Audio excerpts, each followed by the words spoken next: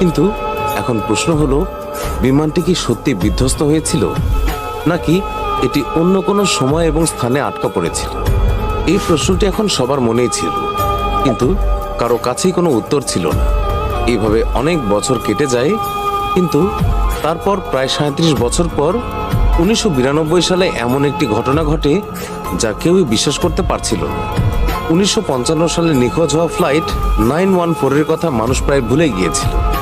এটিকে একটি মর্মান্তিক দুর্ঘটনা হিসেবে ধরে নেওয়া হয়েছিল। যাত্রীদের মৃত ঘোষণা করা হয়েছিল। কেউ আর এখন এই ফ্লাইটটি নিয়ে কথা বলতো না।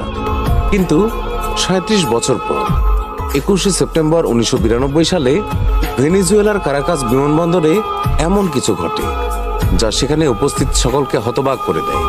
কারাকাস বিমানবন্দরের এয়ার ট্রাফিক কন্ট্রোল প্রতিদিনের মতোই ব্যস্ত ছিল। প্রতিটি ফ্লাইট পর্যবেক্ষণ করা হচ্ছিল এবং সব কিছু স্বাভাবিক ছিল। কিন্তু একটু পর হঠাৎ করে রাডার স্ক্রিনে একটি অজানা বিমানের সিগন্যাল ভেসে ওঠে। এরপর ডিউটিতে থাকা অফিসার জুয়ান দেলা কর্টে স্ক্রিনের দিকে মনোযোগ সহকারে তাকালেন এবং দেখলেন যে বিমানটি কারাকাসের দিকে এগিয়ে আসছে।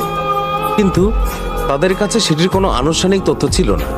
তিনি তৎক্ষণাৎ তার সহকর্মীদের ডাকলেন এবং জিজ্ঞাসা করলেন যে এটা কোন বিমান, এটির তো কোনো ফ্লাইট ডিটেইল আমাদের কাছে নেই। ইনভেস্টিগেশন করার পর যখন বিমানের মডেল নাম্বার বেরিয়ে আসে, তখন সকলের মুখে বিস্ময় আর ভয় দুটোই ফুটে ওঠে। তারা দেখেন যে এটি কোনো আধুনিক বিমান নয়, বরং 1950-এর দশকের একটি ডগলাস DC-4 বিমান। এয়ার ট্রাফিক কন্ট্রোলে হট্টগোল শুরু হয়ে যায়। কন্ট্রোল টাওয়ার তৎক্ষণাৎ বিমানের সাথে যোগাযোগ করে।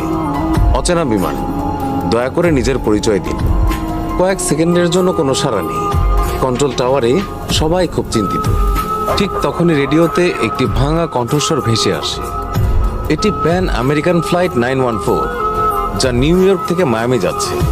আমরা কি মায়ামিতে পৌঁছে গেছি? এই কথা শুনে জুয়ান দেলা কর্টে এবং বাকি অফিসারদের মাথায় যেন আকাশ ভেঙে পড়ল এবং কাঁপা কাঁপা কণ্ঠে জানালো যে এটা মায়ামি নয়, ভেনেজুয়েলার কারাকাস এয়ারপোর্ট। অর্থাৎ ফ্লাইট 914 তার গন্তব্যস্থল থেকে 2200 কিলোমিটার দূরে ছিল। আর পাইলট তো এটা জানতোই না যে তারা 37 বছর পর কারাকাস এয়ারপোর্টে এসেছেন। পাইলট যখন শুনতে পান যে তিনি মায়ামির পরিবর্তে কারাকাস এয়ারপোর্টে আছেন, তখন তিনি ঘাবড়ে যান এবং কারাকাস এয়ারপোর্টে ল্যান্ডিংয়ের অনুমতি চান। এয়ার ট্রাফিক কন্ট্রোল দ্রুত বিমানটিকে ল্যান্ডিংয়ের অনুমতি দেন, আর অনুমতি পাওয়ার সাথে সাথেই পাইলট বিমানটিকে কারাকাস এয়ারপোর্টে ল্যান্ড করায়। কিন্তু বাইরের দৃশ্য দেখে পাইলট অবাক হয়ে যান, কারণ অন্যান্য বিমানগুলি দেখতে বেশ নতুন।